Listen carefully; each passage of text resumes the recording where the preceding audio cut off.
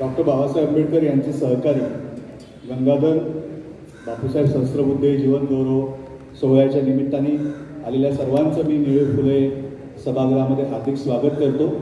साने गुरुजी स्मारकाच्या या परिवर्तनवादी आवारामध्ये आजचा हा कार्यक्रम आपण सर्वजण सगळ्यांच्या सहभागाने आपण सुरू करतो आहोत। मी आजच्या कार्यक्रमाच्या आयोजनामध्ये ज्यांचे महत्त्वाचं योगदान आहे अशा संयोजन समितीच्या सदस्यांना, बापूसाहेब सहस्त्रबुद्धे जीवन गौरव सोहळा समितीच्या काही मान्यवरांना विनंती करतो की त्यांनी विचारपीठावर यावं आणि आसनस्थ व्हावं। सर्वप्रथम मी ॲडव्होकेट मोहन वाडेकर, किशोर सरदेसाई आणि विठ्ठल गायकवाड यांना विनंती करतो की आपण पहिल्या रांगेमध्ये स्थानापन्न व्हावं।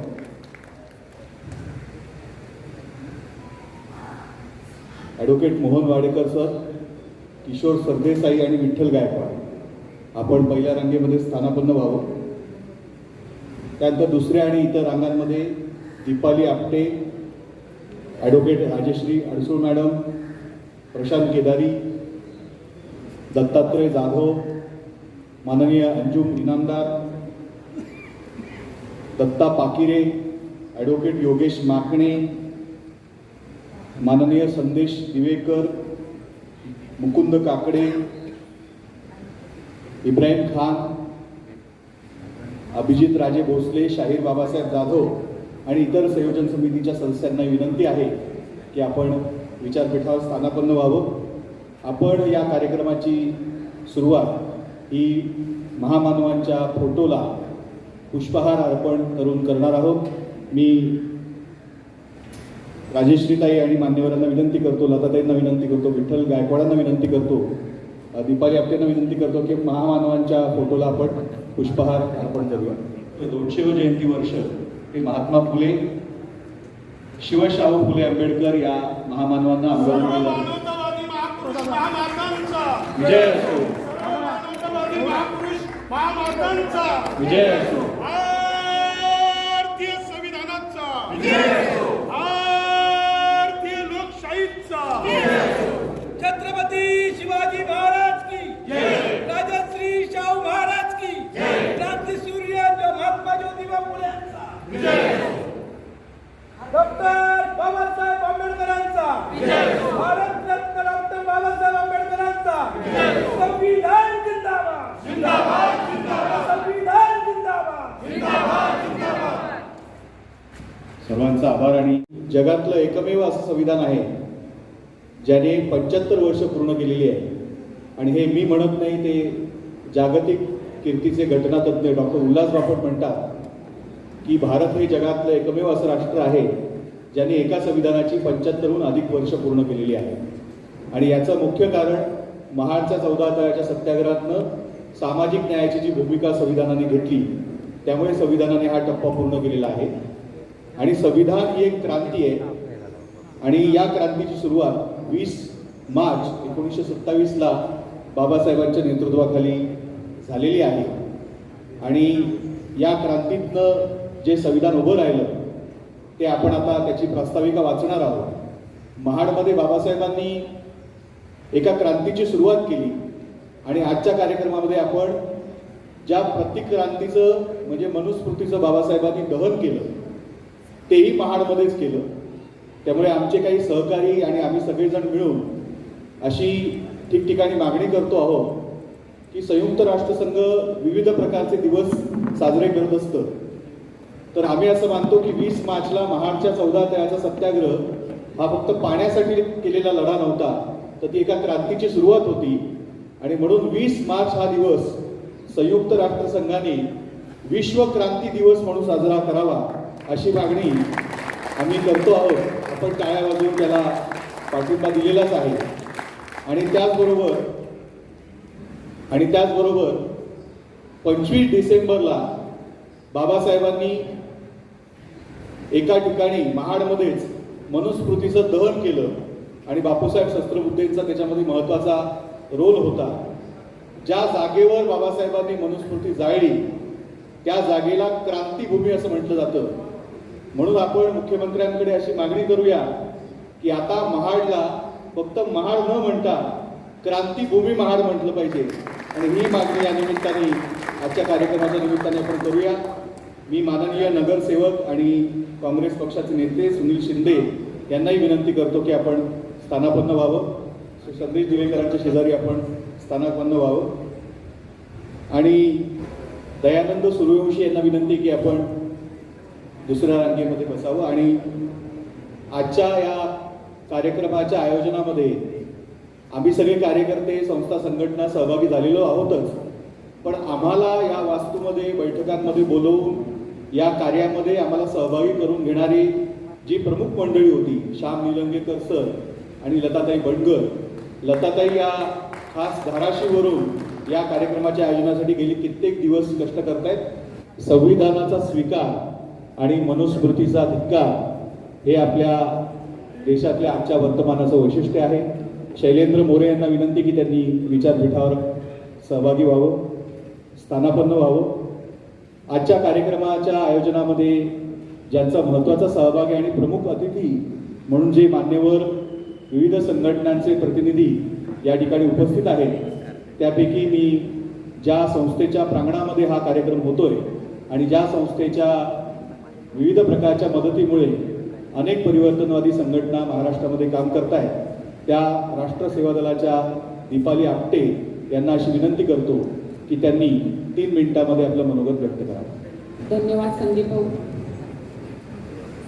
विचारपीठावरील सर्व मान्यवर आणि समोर बसलेले सर्व माझ्या बंधू भगिनी, मी प्रथम आजच्या सोहळ्यासाठी हा सोहळा आयोजित करणारे राष्ट्र सेवा दलाचे खंदे कार्यकर्ते श्यामभाऊ निलंगेकर, लताताई बंडगर आणि संयोजन समितीतील सर्व मान्यवर यांना मनापासून धन्यवाद देते. आणि या प्रांगणात आपण सर्वजण शिव शाहू फुले आंबेडकर यांना मानणारे आणि त्यांना फक्त मानणारे नाही, फोटोच्या समोर हार घालून प्रतिमेला पूजन करणारे नाही, तर त्यांना डोक्यात घेऊन चालणारे सगळे मान्यवर या प्रांगणात आले. राष्ट्र सेवा दलाच्या वतीनं मी प्रथम त्या सर्वांना धन्यवाद देते, सर्वांचं स्वागत करते. आणि इथे आज राष्ट्र सेवा दलाची भूमिका मांडण्यासाठी मी उभी असताना मनुस्मृती का जाळली, कधी जाळली हे आपण सर्व ज्ञात आहोत. डॉक्टर बाबासाहेब आंबेडकरांनी 25 डिसेंबर 1927 महाडच्या चौदार तळ्याचा जो सत्याग्रह झाला आणि एकूणच समाजामध्ये असणारी जी विषमता होती, जातीयतेचं तेढ होतं, अक्षरशः माणसं कमरेला खराटा लावून आणि हा सगळा जो समाज आहे हा विषमतेनं ग्रासलेला असताना ज्या मनुस्मृतीचं समर्थन करणारे समाजामध्ये अनेक लोक होते, त्यांना धडा शिकवण्यासाठी, त्याचा निषेध करण्यासाठी डॉक्टर बाबासाहेब आंबेडकरांनी ही मनुस्मृती जाळलेली आहे हे आपण सर्व ज्ञात आहोतच. चौदार तळ्याचा सत्याग्रह पाण्याचा हक्क मिळवण्यासाठी डॉक्टर बाबासाहेब आंबेडकरांनी 20 मार्चला महाडला केलेला आहे हे सुद्धा आपल्याला सर्वांना माहीत आहे. इतिहास जेव्हा आपण अभ्यासतो तो इतिहास म्हणजे भूतकाळ असतो. भूतकाळातील चांगल्या गोष्टी घेऊन आपण वर्तमान काळात जगायचं असतं. आज राष्ट्र सेवा दलाची भूमिका मला मांडत असताना इथे पुन्हा एकदा कार्ल मार्क्सची आठवण येते. काय येते कार्ल मार्क्सची आठवण? दास कॅपिटल मध्ये कार्ल मार्क्स म्हणतात धर्म ही अफूची गोळी आहे आणि तोच धर्म आज या समाजामध्ये पुन्हा एकदा त्या धर्माचं विष पेरून या समाजातल्या, बहुजन समाजातल्या सर्व तरुणांना, सर्व डोक्यांना इथं गुंगीत ठेवण्याचं, धर्म हे शस्त्र वापरण्याचं काम अनेक मनुवादी लोक करत आहेत हे आपण रोज अनुभवत आहोत. आज माझ्या बहुजन समाजातलं 16 वर्षाचं पोर कोयता हातात घेऊन इकडे तिकडे गाड्या जाळायला निघालेले. धर्माच्या नावाखाली समाज एकत्रित करणं ही गोष्ट सोपी असते, गुंगीत ठेवणं सुद्धा सोपं असतं, परंतु त्या धर्माच्या गुंगीतून बाहेर काढणं हे आजच्या समाजाच्या समोर आपल्याला चॅलेंज म्हणून इथे ते आव्हान पेलण्यासाठी आपण आपल्याला संघर्ष पुन्हा एकदा उभा करावा लागणार आहे.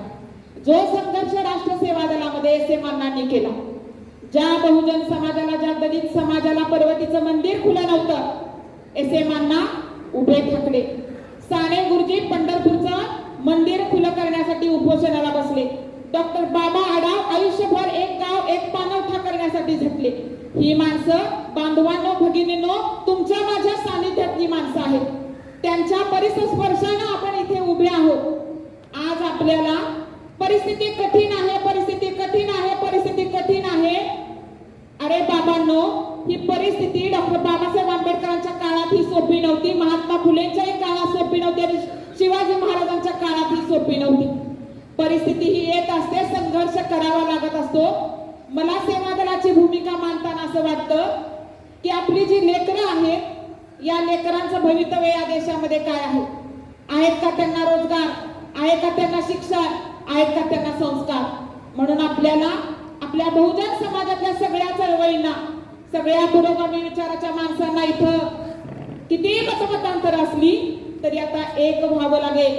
संघर्षाची वेळ तेव्हाही होती आणि आजही आहे.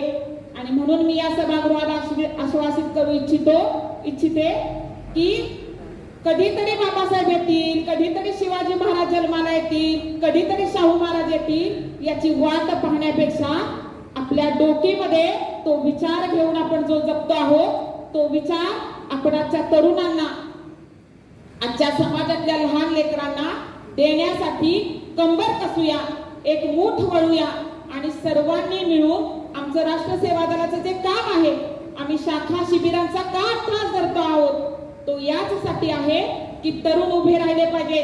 चांगल्या संस्काराची पिढी इथं या समाजामध्ये घडली पाहिजे, ज्या समाजामध्ये फक्त जय श्रीराम नाही तर सत्य धर्म माझा आहे, जो बाबा आढावांनी सांगितला.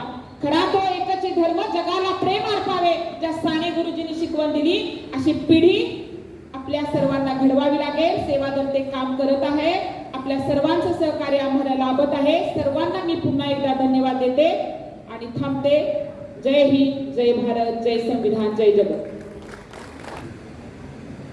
आदरणीय व्यासपीठावरील बसलेले सर्व समविचारी, संविधान वाचवण्यासाठी सतत झटणारे, आजचा विषय सत्कार समारंभाचा तर आहेच आहे, परंतु मनुस्मृती जाळणं आणि त्यानंतर त्या मनुस्मृती जाळल्यानंतर जे उत्पन्न झालं ते संविधान, ते तुमच्या माझ्यासाठी किती महत्वाचं आहे आणि हे संविधान तुमच्या माझ्या पुढच्या पिढ्यांसाठी सुद्धा किती महत्वाचं आहे हे सुद्धा आज आपल्याला जी व्यक्ती जे आपल्यासाठी लाभलेलं आहे, कन्हैया कुमार हा जो हिरा आहे, ह्या हिऱ्याचे विचार ऐकणं महत्वाचं आहे.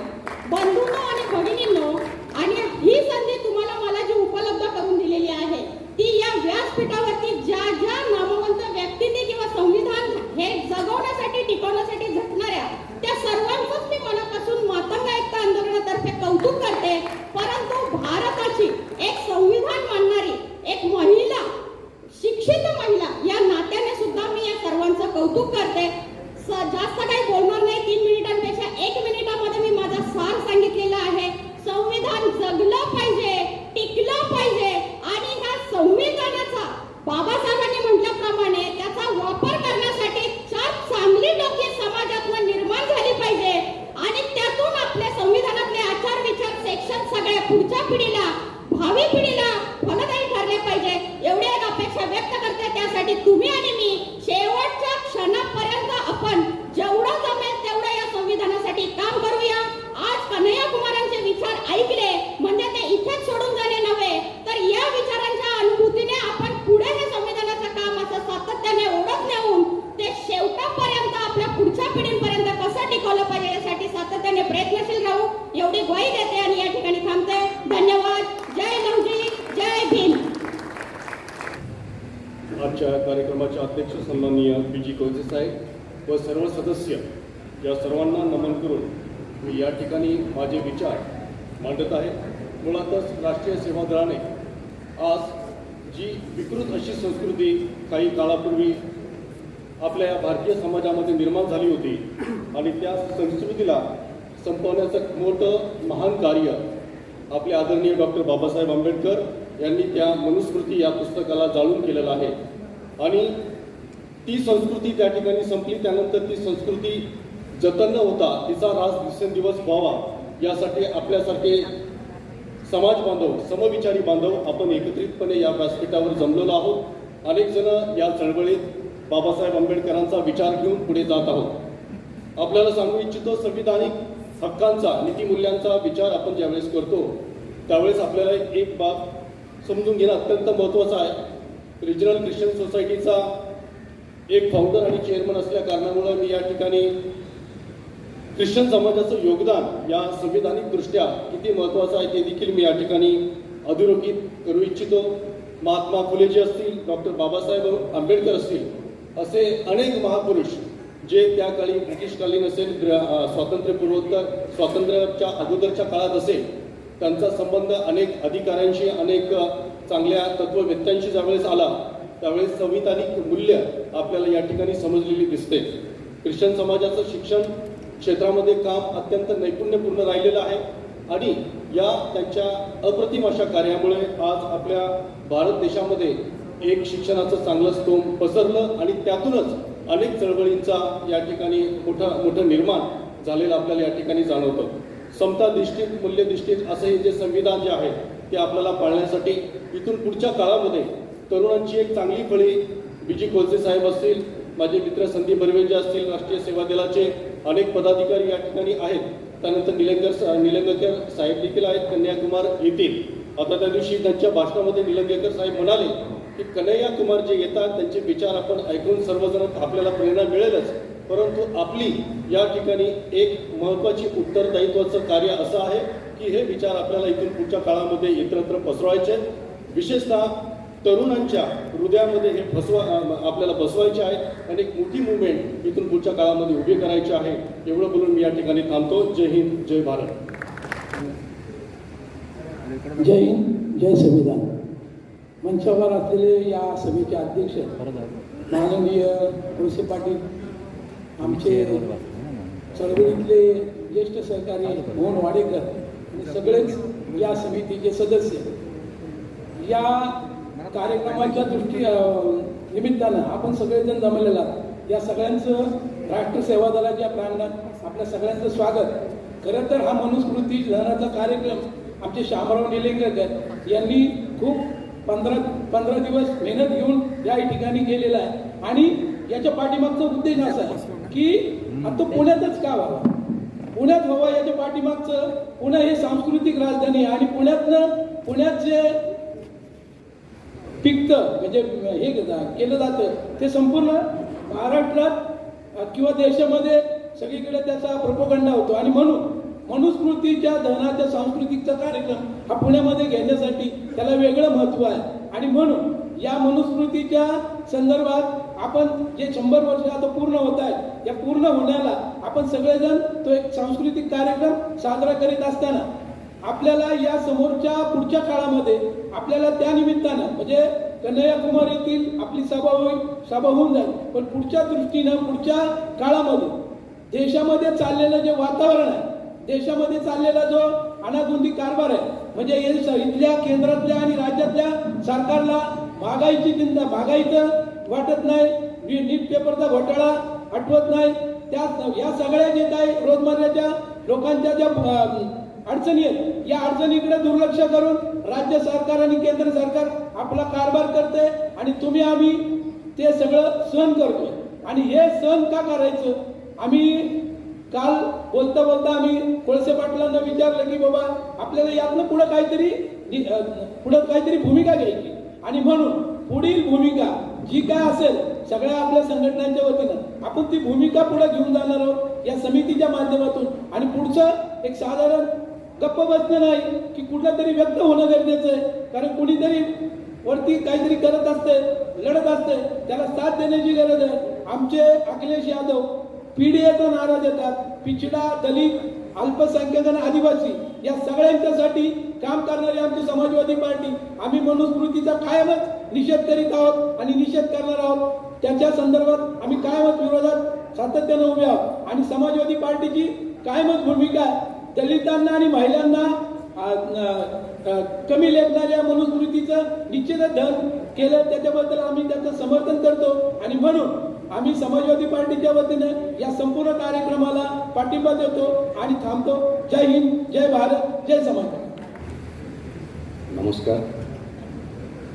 तशी माझी स्वतःची काही ओळख नाही आहे किंवा आम्ही